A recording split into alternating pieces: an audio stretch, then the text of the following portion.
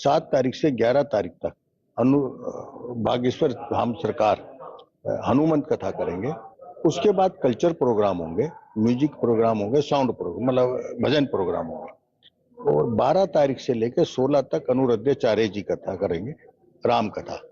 उसके बाद कोई कल्चर प्रोग्राम, म्यूजिक और भजन संध्याएं होंगी। जो प्रोग्राम हमारा 10 दिन का है और 11वें दिन विसर्जन।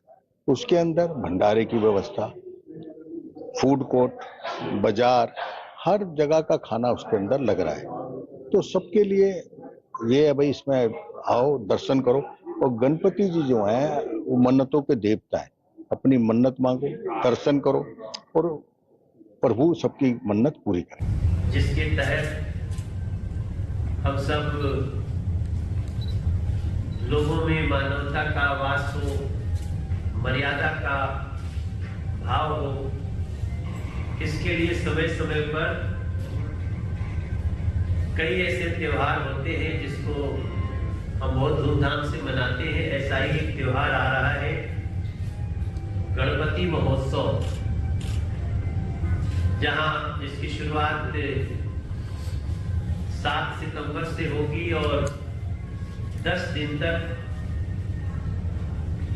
पूरे देश और दुनिया में भी गणपति बप्पा आते हैं। कोई 1 दिन 1.5 दिन के लिए लाते हैं, कोई 3 दिन के लिए, कोई 5 दिन के लिए, कोई 10 दिन के लिए। देश में लाल बाग के राजा की आजकल बहुत धूम है। देश के कोने कोने से लोग मुंबई जाते हैं और कई बार तो हम लोगों को सांसद के रूप में चिट्ठियां लिखनी पड़ती है, जबकि सांसद की चिट्ठी से दर्शन हो जाए ऐसा निश्चित भी नहीं है। अगर वहां के लोगों से, ट्रस्टी लोगों से थोड़ी दोस्ती है तो सांसद का पत्र थोड़ा प्रभावी हो जाता है। लेकिन बड़े बड़े सोर्स पैर भी लगते हैं। लेकिन जो सही में गणपति बप्पा के फॉलोअर हैं, वो तो भीड़ में खड़े होकर के भी दर्शन करते हैं, उसमें अपना भाग्य समझते हैं। तो उसी लाल बाग के राजा को दिल्ली में लाने का जो श्रेय गया है वो हमारे राकेश बिंदल जी को गया। तो 8वां गणपति महोत्सव इस बार 7 सितंबर से 16 सितंबर तक दिल्ली में किया जाएगा और लाल बाग के राजा ही यहाँ प्रतिष्ठापित होंगे। जो मुंबई में लाल बाग के राजा की मूर्ति बनाते हैं शिल्पकार, उन्हीं की बनाई हुई मूर्ति दिल्ली में 2015 से प्रतिष्ठापित हो रही है। और इस बार उसका एक विस्तारित भव्य कार्यक्रम 7 सितंबर से 16 सितंबर तक दिल्ली के पुरानी क्षेत्र में जो डीडीए का बड़ा ग्राउंड है, जिसको पुराने निरंकारी संत समागम के लिए भी उसका प्रयोग होता है, तो इस नाम से भी वो जाना जाता है, वहां पे ये आयोजित होगा। श्री बागेश्वर धाम के पीठाधीश्वर पूज्य धीरेन्द्र शास्त्री जी का आगमन हो रहा है। उनका आगमन 7 सितंबर से 5 दिन तक रहेगा। 5 दिन तक उनके श्रीमुख से कथा भी होगी, सत्य सनातन की अच्छी बातें भी प्रवाहित होगी और जो इस 8वें गणपति महोत्सव का अंतिम 5 दिन होगा, उसमें हमारे भारत के वृंदावन के एक बहुत ही अद्भुत संत श्री अनिरुद्धाचार्य जी महाराज जी का आगमन होगा, उनकी कथा होगी। श्री अनिरुद्धाचार्य जी महाराज जी को भी अब पूरा देश दुनिया जान रही है, बड़ी स्पष्टवादिता रहती है।